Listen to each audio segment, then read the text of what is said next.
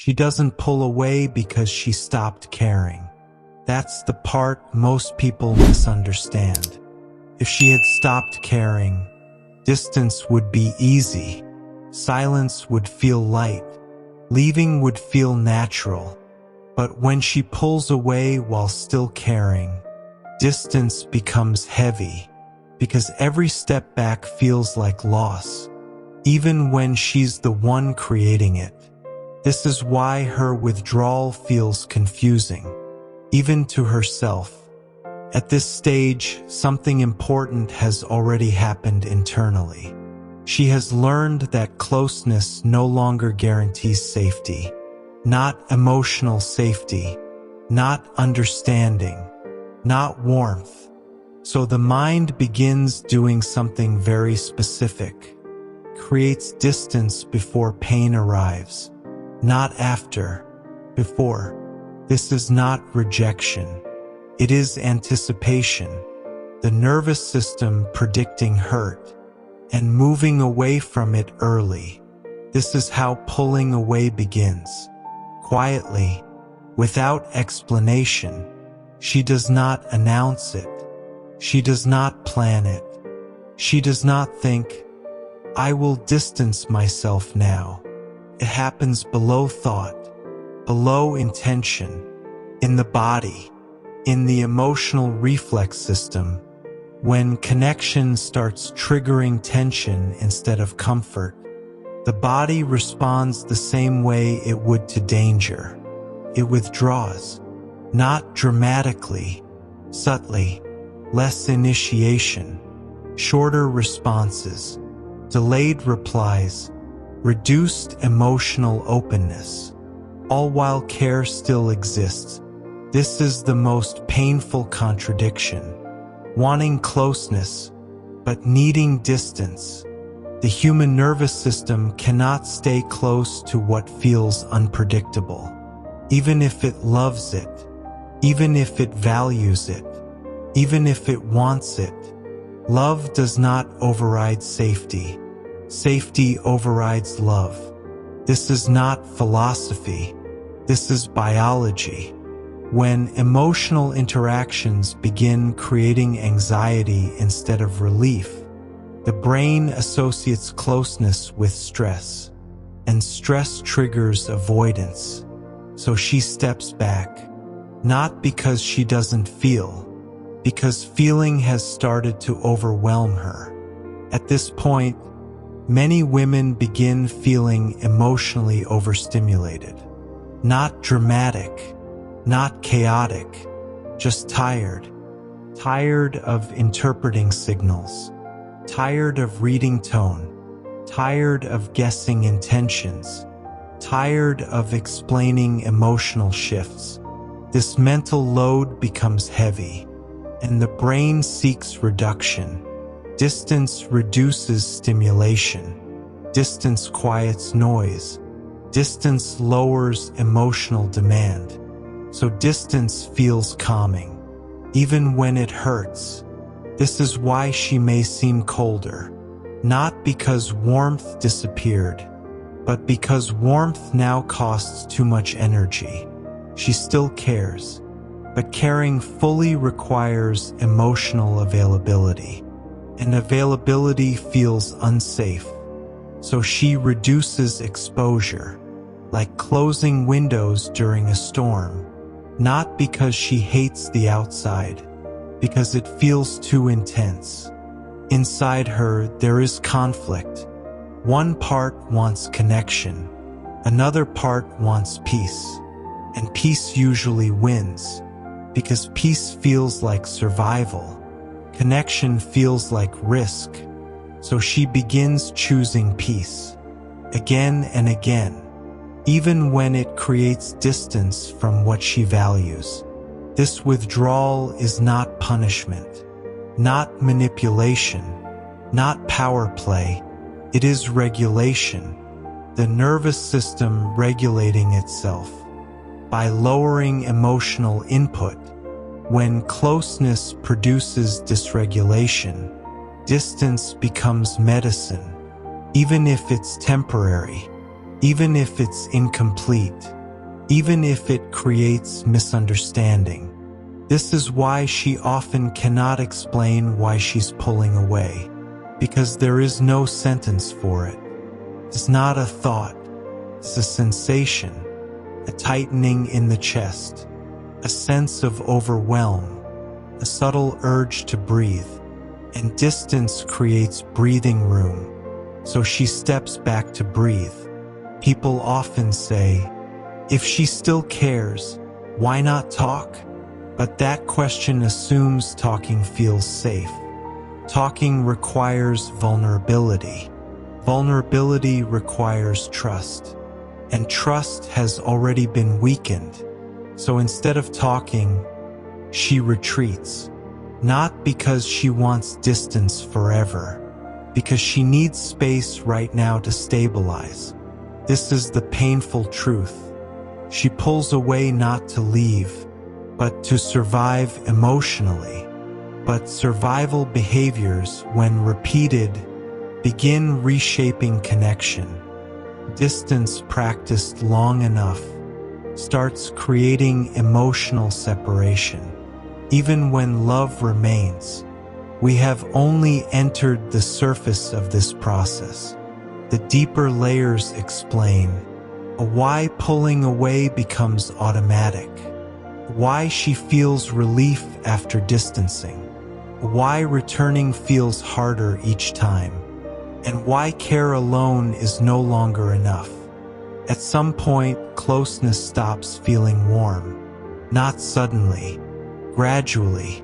What once felt comforting begins to feel demanding, not because anyone asked too much, but because her emotional capacity has changed. When a woman has been emotionally strained for a long time, her tolerance window narrows. Small things feel heavy. Normal expectations feel intense. Even care can feel overwhelming. This is not because the care is wrong. It's because her system is already overloaded. Emotional overload doesn't come from one event. It builds through accumulation, unspoken disappointments, repeated misunderstandings, emotional labor without relief. Each moment alone seems manageable. Together, they exhaust the nervous system, and exhaustion changes perception. What she once welcomed, she now braces against. What she once leaned into, she now steps away from. This is how closeness becomes pressure. Pressure is not about what someone does. It's about what the nervous system feels. When she senses expectation, even unspoken, her body tightens. Expectation triggers responsibility. Responsibility requires emotional energy, and she feels she has none left. So distance becomes relief, not emotional relief, physiological relief. Her breathing slows, her mind quiets, her chest loosens. Distance gives her space to regulate. So she associates distance with calm. And calm becomes addictive when life has felt emotionally loud. This is why she may pull away even during good moments, even when things seem fine, because overload doesn't wait for conflict. It exists beneath the surface. So while the situation appears normal, her internal system is overstimulated, and she steps back to recover, not to punish, not to test, to regulate. Here's the part that confuses people the most.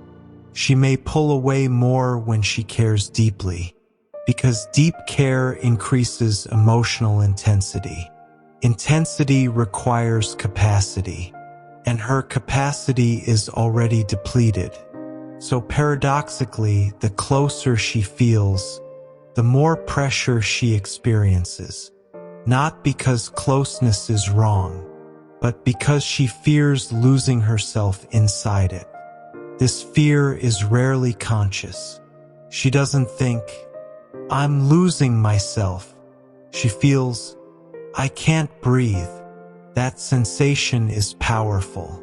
The brain interprets it as threat, and threat activates avoidance. So she withdraws, not from love, from intensity. This creates a cycle. She pulls away, feels calmer.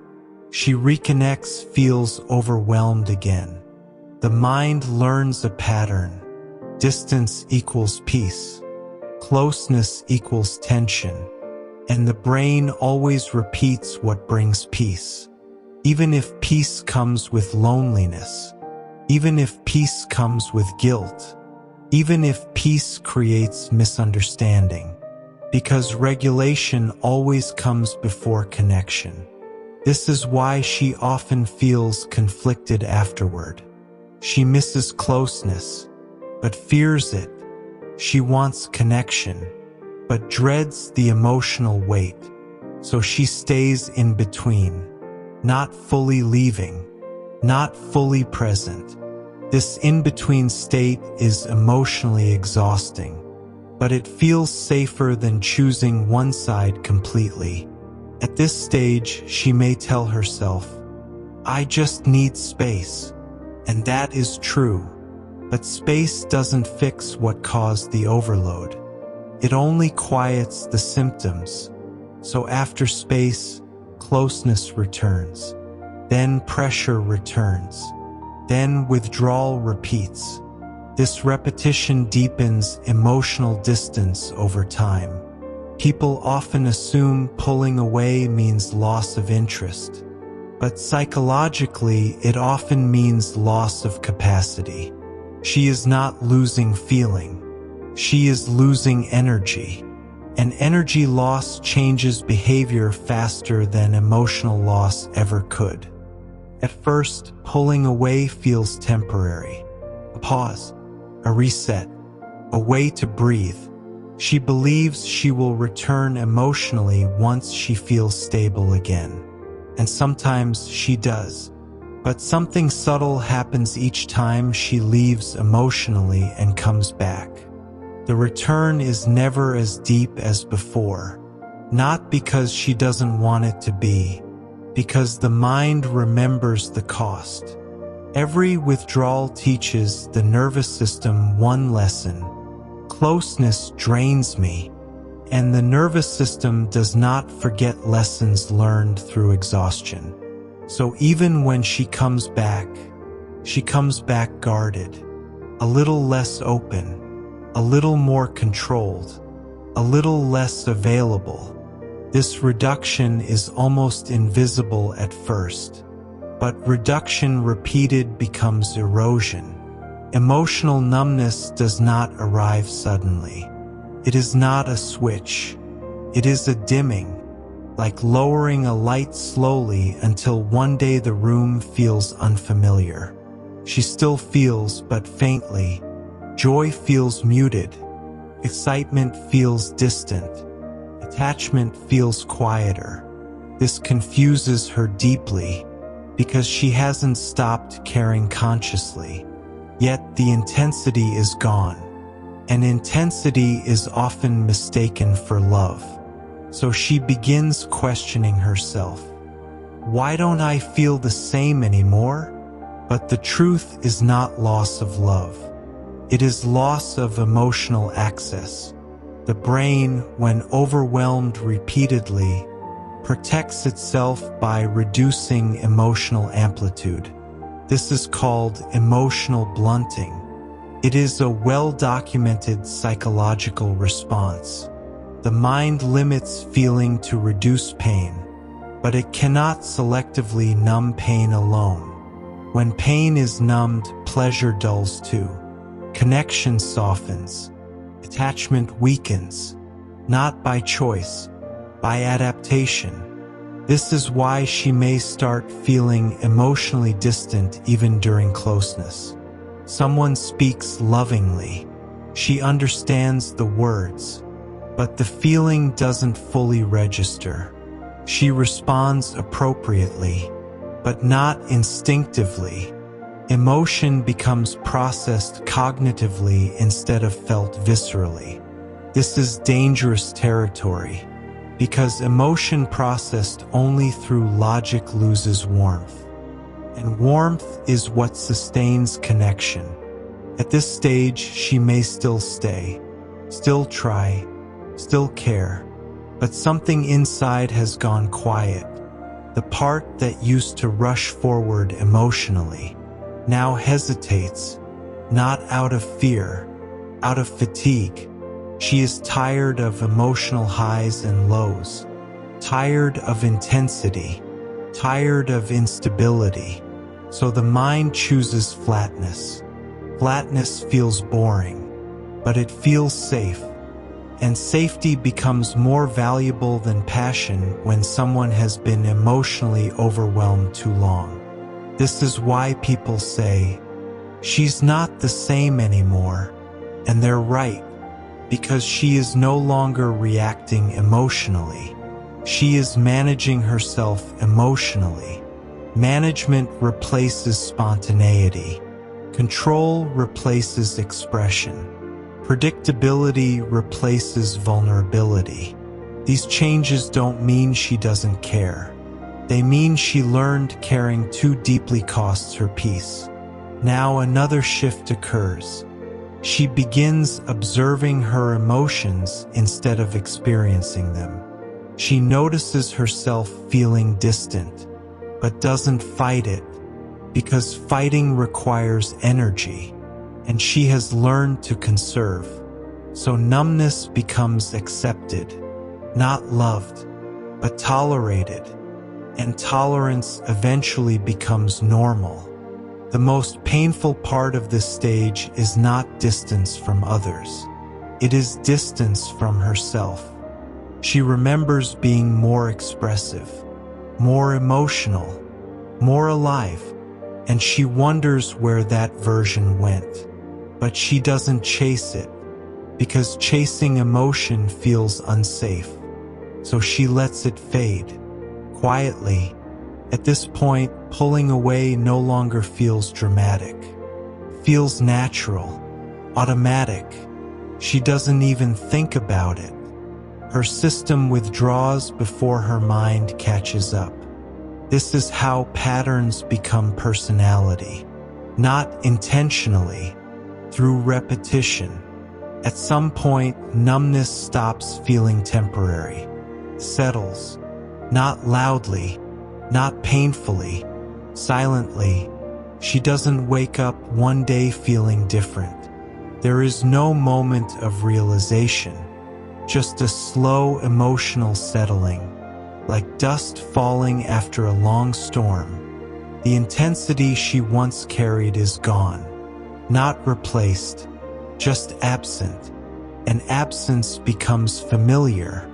This is where detachment begins to feel permanent, not because she decided to detach, but because returning to emotional depth now feels foreign, heavy, risky.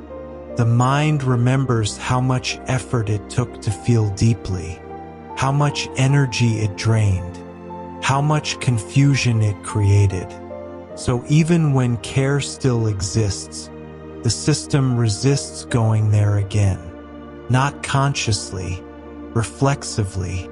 At this stage, she can still say, "I care," and she means it, but care no longer moves her emotionally. It exists quietly, contained, controlled. She doesn't feel pulled toward closeness. She doesn't feel urgency. She doesn't feel emotional hunger, because hunger requires openness, and openness has been associated with pain, so the appetite disappears. This is one of the hardest stages to understand from the outside, because nothing looks wrong. She isn't angry.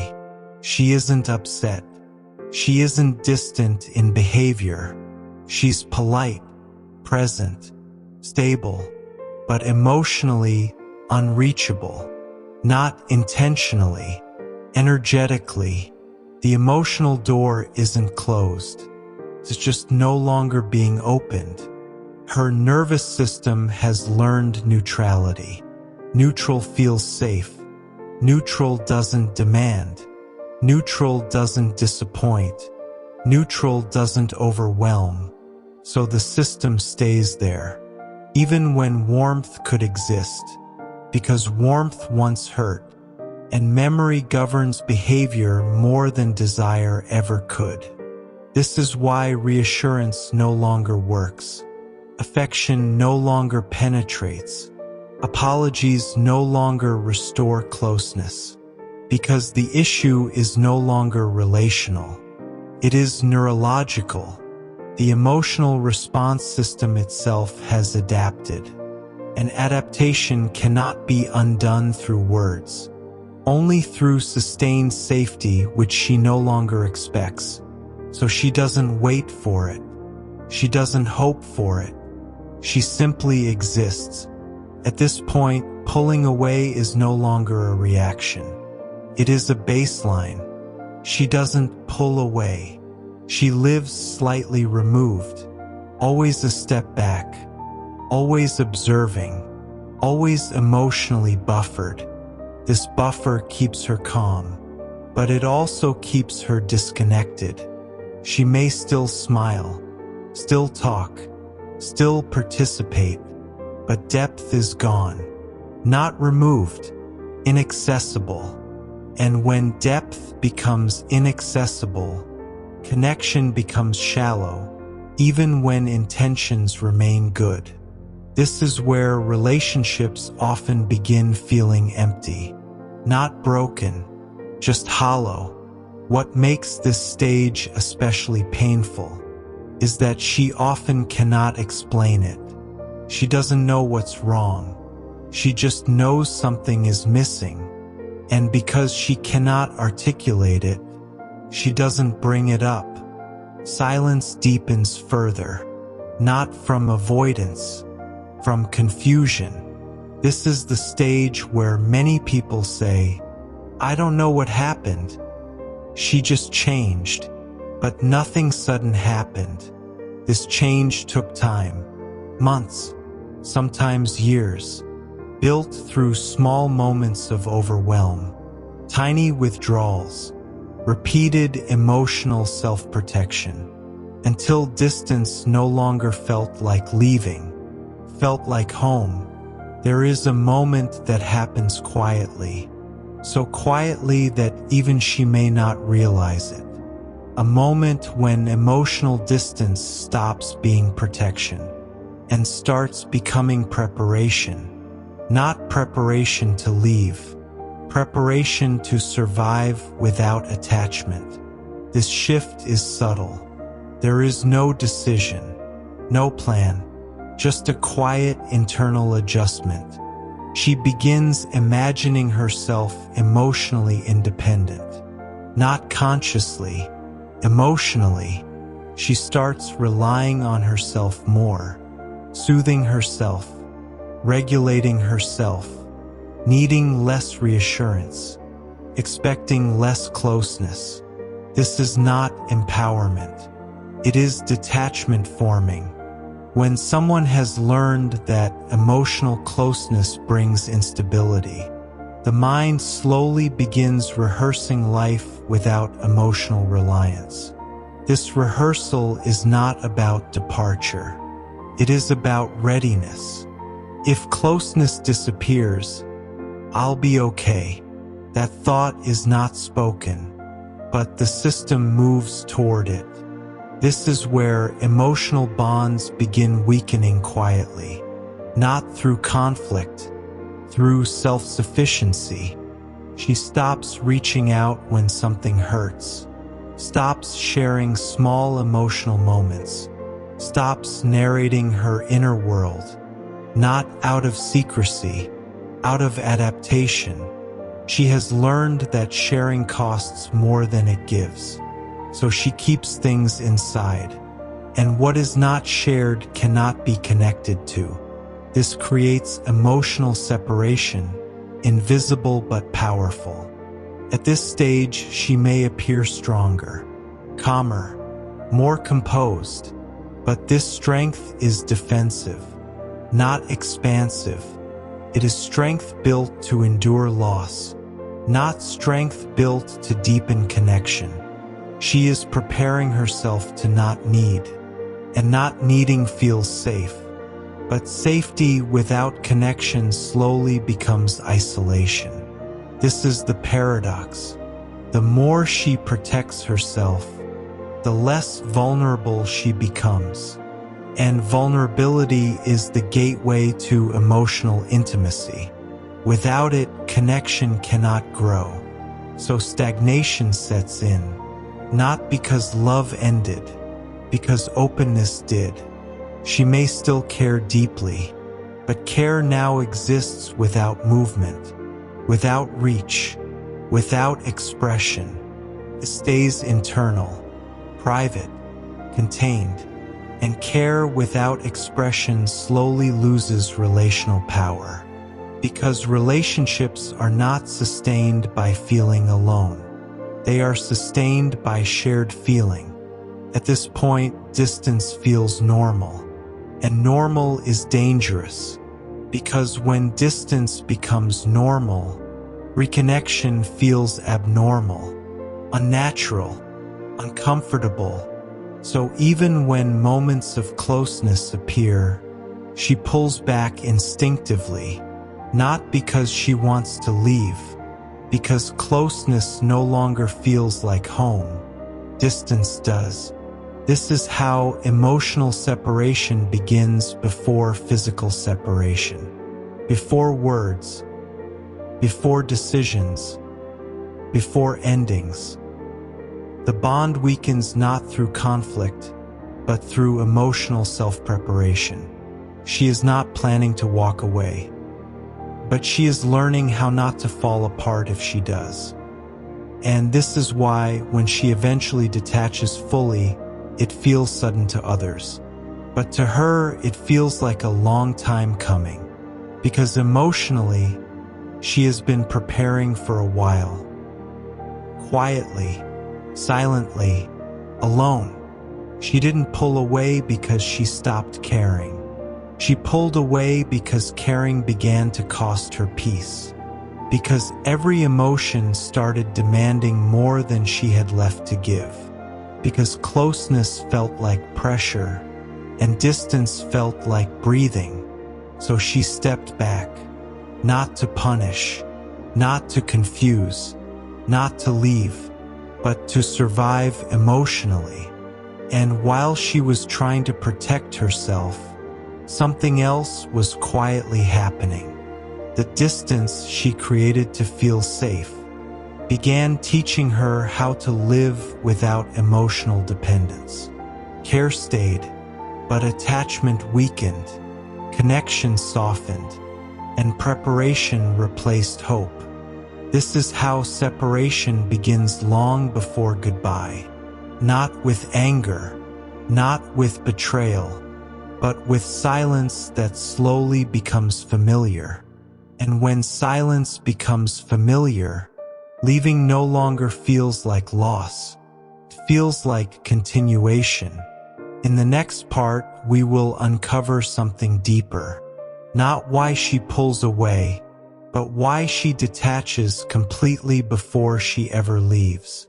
Because when a woman stops fighting for closeness, she is no longer deciding whether to stay. She is deciding whether she already left emotionally.